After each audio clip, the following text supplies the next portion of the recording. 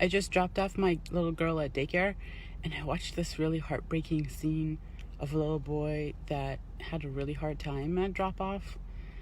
I stayed with my little girl for a couple of minutes, so I really watched his pain. And the reason that it is so heartbreaking for me is because my son went through a very similar time when he first started to go to daycare. So I know how hard it is for parents. And it's surprising, and it's not anyone's fault. There's nobody's fault. Kids have their own stories that they come with, and their own reasons behind why they're so anxious sometimes. So what I want to share is that I have a tool. It's not a trick, it's not a tip, it's not a little something that you can just do.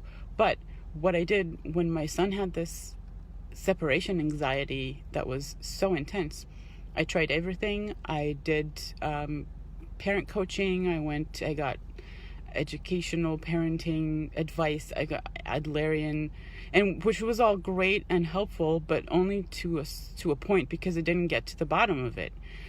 The scenes were still happening every morning at daycare. So I did body talk. I was new to body talk at the time. I went to see my colleague, who's now my colleague, to work on my son. So I had actually my husband come in. So she worked through my husband on my son. And we did one session around it. And then the next day, there was no crying anymore. And within a week, he was just waving goodbye, and he was just fine. And it didn't revert back at any point, because he's a child. The layers of his story are pretty simple, or at least not as complicated as us adults that have all these crazy stories and baggage and things that we carry around that kind of dictate how we are in the world. So what I'm coming to say is that there's something that you can do.